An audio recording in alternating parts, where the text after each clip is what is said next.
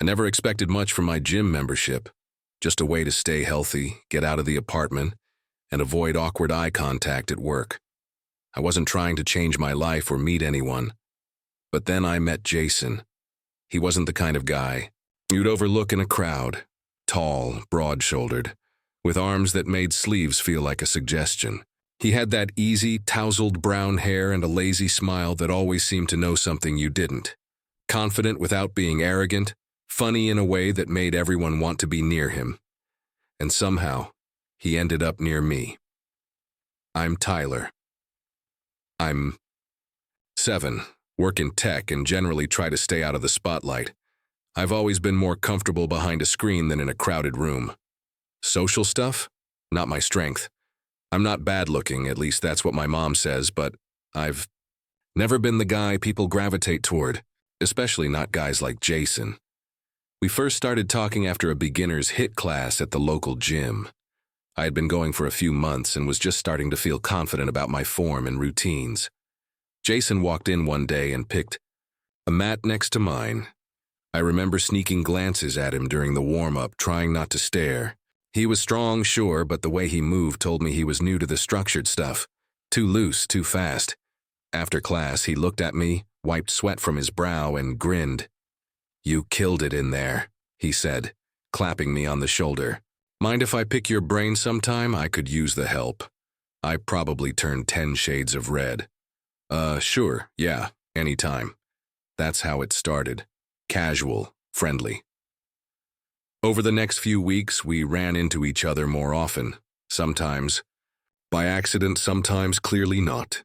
He'd ask me questions about form, about splits, about what protein I used, always in that effortless, relaxed way. But what got me wasn't just that he asked. It was the way he listened, like he actually cared what I had to say. Then one Thursday evening, as we were both packing up in the locker room, he said it. "Hey, I've been thinking," Jason began, slinging his gym bag over his shoulder. "You know this stuff better than I do. I've seen the way you move, clean, controlled. Way better than me. Would you ever be down to help me out? Like, train together?" I blinked. "Me? Help you?" "Yeah, man. You're solid. I could use someone to keep me in check." I laughed nervously. "You look like you could bench a truck," he shrugged.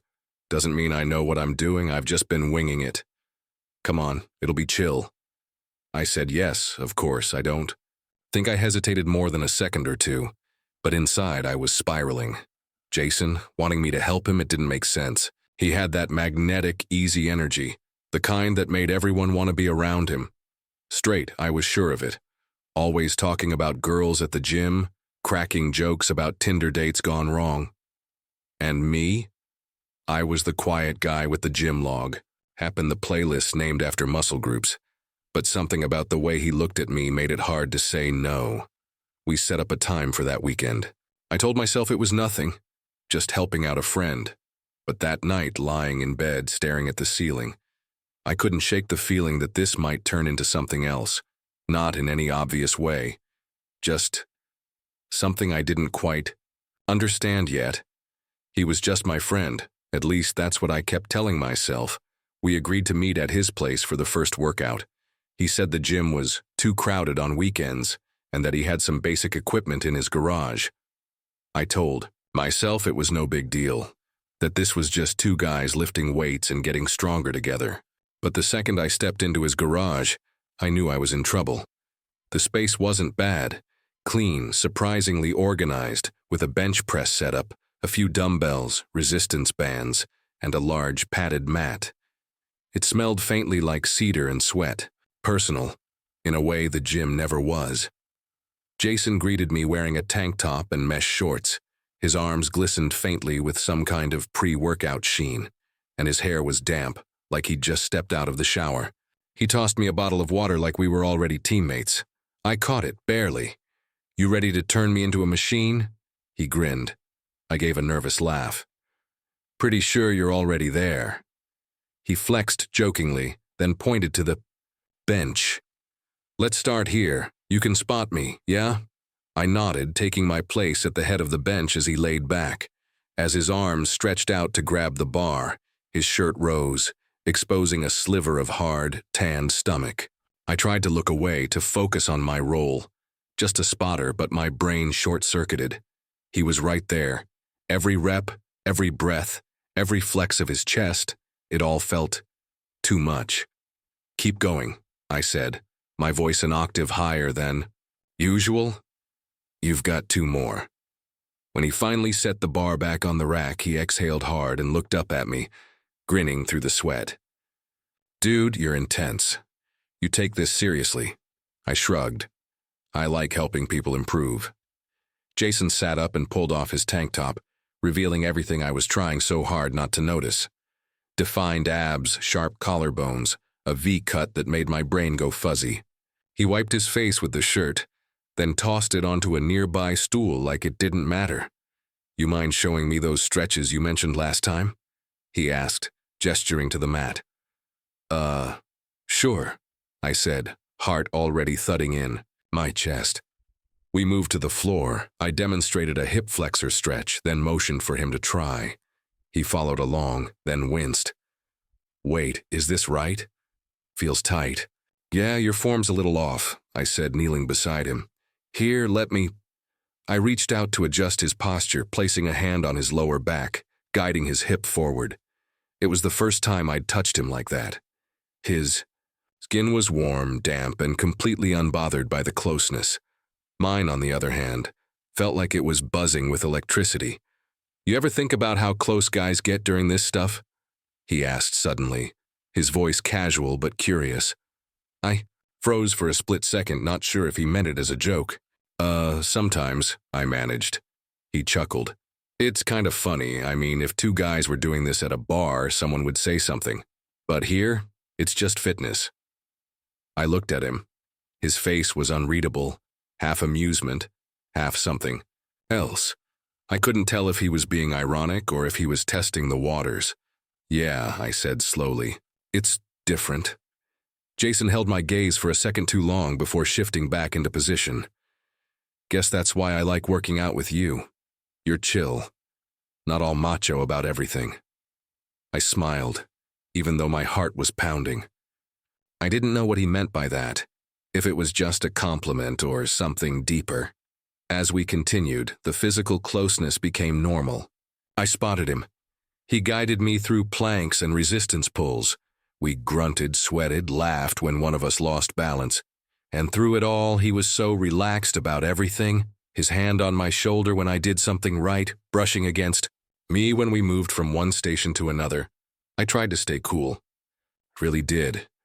But every touch, every glance, every casual joke that skirted the line made it harder to ignore what I was feeling. He was straight. He had to be. But then, why did it feel like something was shifting between us? By the time we wrapped up, I was exhausted, not from the workout, but from the effort of holding myself together. As I was about to leave, Jason tossed me my hoodie. "Same time next weekend?" "Yeah," I said quietly. "Definitely." And just like that, I knew I was in deeper than I meant to be. It was a Wednesday evening, and the air in Jason's garage was thick with the kind of late spring humidity that made everything feel heavier. We'd both had long days. He came straight from work, still smelling faintly of cologne under the sweat, and I was running on little more than caffeine and nerves. We kept the session light, mostly body weight, exercises and core work, but even that had Jason drenched by the end. He peeled off his shirt halfway through the circuit, tossing it into a corner like it was nothing. For him, maybe it was. For me, it was everything.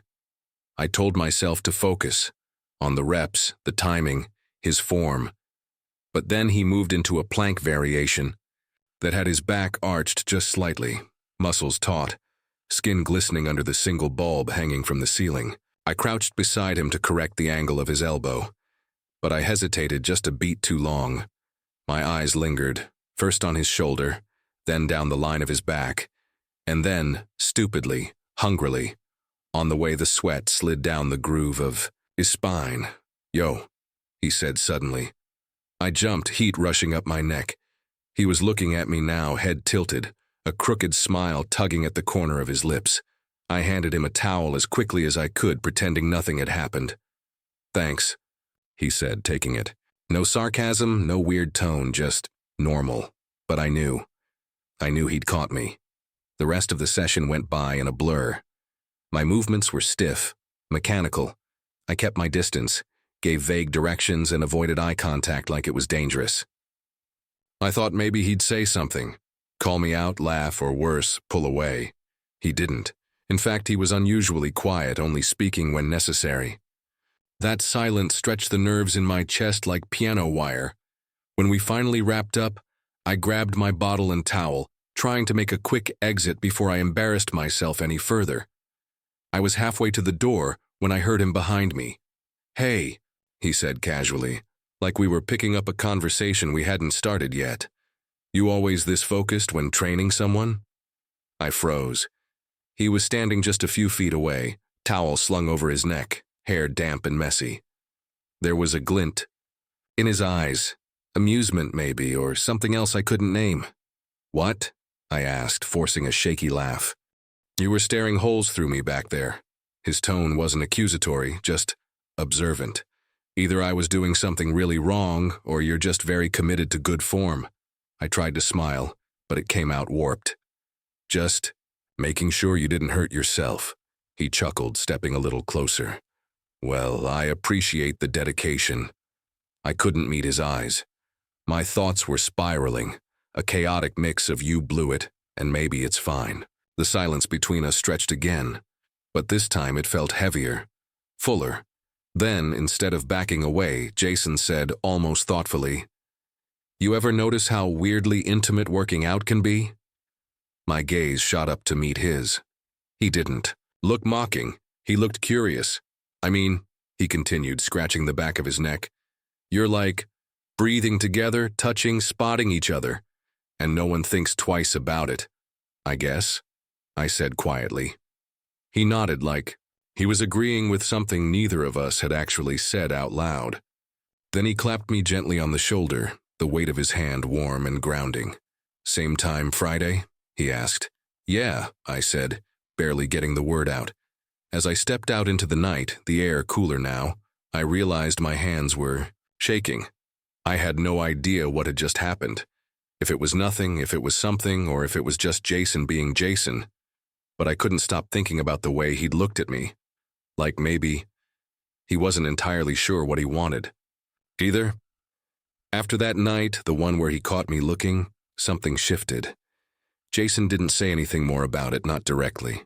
But he started texting me more. Not just about workouts, random stuff, memes, music, photos of what he was cooking, usually with some kind of joke attached. And then there were the selfies. At first, they were harmless. Just post-gym shots, sweaty, and smiling, captioned with things like "good form today," or "think I'm finally getting that V-line." I'd respond with some lame joke or encouragement, pretending it was normal, pretending I didn't save a few of them, just because. He started inviting me over more often too. Not just for workouts, to hang out, watch a game, help move furniture. Anything, really. And every time I told myself it didn't mean anything. He was just being friendly. Jason was the kind of guy who got close to people easily. I'd seen it, but he wasn't inviting anyone else. Just me. I was caught in this impossible loop. Part of me wanted to believe he was just being nice, that none of it meant what I secretly hoped it did. And the other part, the part I tried to ignore, was already in too deep. I kept waiting for the other shoe to drop, for the joke or the confrontation or the, "Man, I didn't mean anything by it." But it never came. And the longer it didn't, the more confused I became. One night, we had a late session. He'd texted around 8:30. "You up for something chill? Just need to move a little." I said yes, even though I was exhausted. Because the truth was, I'd never say no to him. The garage was dim, lit only by a couple of standing lamps. The air was warm, quiet, intimate in a way I couldn't ignore. We went through a slow-paced routine. Some light lifts, deep stretches, nothing intense. I noticed how quiet he was, how focused. His eyes lingered on me longer than usual, but I couldn't read them. Halfway through a cool-down stretch, while we sat on the mat across from each other, he asked it, "Why don't you ever date anyone?" I blinked, caught off guard. "What?" "You're good guy," he said, his voice softer than usual. "Smart, fit, kind. You've got that quiet thing that girls, well, people, go for. But I've never seen you with anyone. Why's that?" I looked away, pretending to adjust my towel. "I don't know. Just haven't met the right person." He didn't let it go. "Come on, there's gotta be more to it." I hesitated. My heart started thudding like it always did when I got too close to the truth. "I guess," I said. Slowly, "I don't date because I like someone I probably shouldn't." The words hung in the air, heavier than any weight we'd lifted that night. Jason didn't respond right away. I kept my eyes fixed on the floor, afraid of what I'd see on his face. I shouldn't have said that. I knew it the moment it left my mouth. This was the kind of thing that cracked friendships in half. Then finally he spoke. Quiet, measured. "Is it me?" I froze. Everything in me went still, like my body forgot how to move. I looked up, and he was watching me, not laughing, not smirking, but searching. "I'm sorry," I blurted, panic rushing in. "I didn't mean to make things weird." "Tyler," he interrupted, voice steady. "I'm not mad. I need to know." I couldn't lie. Not anymore. "Yeah," I said, barely above a whisper. "It's you." There. It was out. A truth I'd carried for weeks, maybe longer. He looked down, ran a hand through his hair. I thought maybe... I don't know. I wasn't sure. Stared at him. "Then why are you doing this? The texts, the workouts, the way you look at me sometimes. What is this, Jason?" He didn't answer right away. Then he looked up, eyes uncertain. "I don't know," he admitted. "I just know I feel different when I'm with you. Like I don't have to act a certain way, like I can breathe." My chest tightened. "But you're straight." "I always thought I was," he said quietly. "Until you. After that night. After..." I told him the truth, and he admitted to feeling something too. We didn't talk for a couple of days. Not a word. I figured that was it. I'd pushed too far, cracked the glass of whatever strange, delicate friendship we had. I blamed myself for saying too much, and him for saying just enough to leave me suspended in the unknown. Then on Saturday night, I got a text. "You around?" I stared at it for a minute, then I typed back, "Yeah." 10 minutes later, Jason was at my door. He didn't bring gym clothes, no duffel bag, just him, in a hoodie and jeans, hands in his pockets, eyes unsure in a way I'd never seen before. "Can I come in?" he asked. I nodded and stepped aside.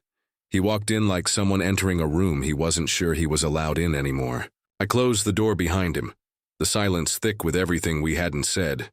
We sat on the couch, a cushion of space between us. He didn't speak right away. I waited. Finally, he sighed. "I've been thinking about what you said." "About what I said?" I nodded slowly, not trusting myself to speak. "I meant it," he continued, voice lower now. "I don't know what this is. I've never felt this way before. Not about a guy, but it's not going away." He turned to look at me. His eyes were so open, vulnerable. Nothing like the cocky gym bro everyone else saw. "I keep thinking about you," he said. "About how you look at me, how you see me. I don't even know who I am when I'm around you, but it feels right, like I don't have to pretend." My throat tightened. "You don't have to say any of this if you're just trying to make me feel better." "I'm not," he said quickly. "I'm saying it because I'm tired of pretending I don't care." He reached over slowly and placed his hand on mine. The touch was so simple, but it hit me like a wave. His palm was warm, familiar. My heart stumbled in my chest. "I'm scared," he admitted. "I've always been the guy who had it figured out, who knew what he liked, who he liked. But lately, it's like something cracked open and I don't want to run from it.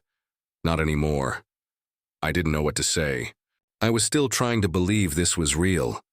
"You're not just my trainer, Tyler," he said softly. You're the person I think about when I'm lying in bed. You're the reason I started questioning everything. I swallowed hard. So, what do you want from me? He exhaled, leaning closer. I want to figure it out, he said, with you. My breath caught. His face was inches from mine now, and he wasn't looking away. He looked scared, but steady. He was giving me the choice to pull back or to meet him halfway. I didn't pull back. When our lips touched, it wasn't desperate. It wasn't even dramatic. It was quiet, gentle, like a question asked in a whisper and then answered with a whisper back. He pressed his forehead to mine after, his hand still on mine. Was that okay? I nodded, my chest full and aching. Yeah. More than okay. We sat there for a long time, not saying much, just breathing the same air, his thumb tracing slow circles on the back of my hand. I don't know what this means yet, he said again, barely above a whisper. But I want to find out.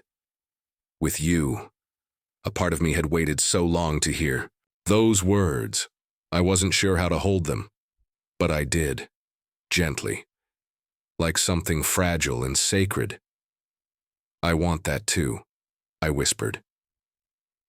For the first time in weeks, maybe months, I felt steady, like the chaos inside me had found something solid to hold on to, not certainty, not answers, but possibility. And for now, that was enough. Everything changed after that night. Not in some big, dramatic way. There was no grand announcement, no labels thrown into the air like confetti. Just a shift, a quiet understanding that hung between, warm and steady.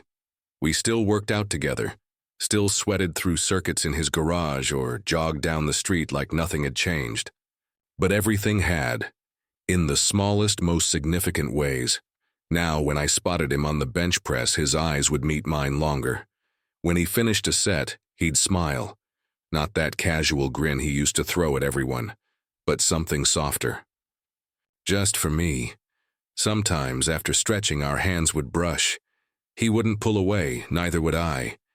He still sent selfies, but now they came with captions like, "Missing my trainer today," or "Thinking about last night." And sometimes, when we weren't saying much at all, he'd just send a photo of his hand holding mine, fingers interlaced. No words necessary. We hadn't talked about what we were, not in exact terms. He admitted he needed time, that he was still figuring things out. I told him I understood. Because I did. Whatever this was, it didn't feel rushed. It didn't need to be defined. To be real. One night after a long, quiet workout, we sat on his porch steps, sipping water and watching the sky darken. "You okay?" he asked. I turned to look at him. His face was calm, but I could see the question behind his eyes, the fear that maybe he was still leading me on, still walking a line he didn't know how to cross. "Yeah," I said. "I'm good. Are you?" He nodded. Then, after a pause, he said, "I think this is the most honest I've ever been with anyone." It hit me in the chest. I didn't say anything.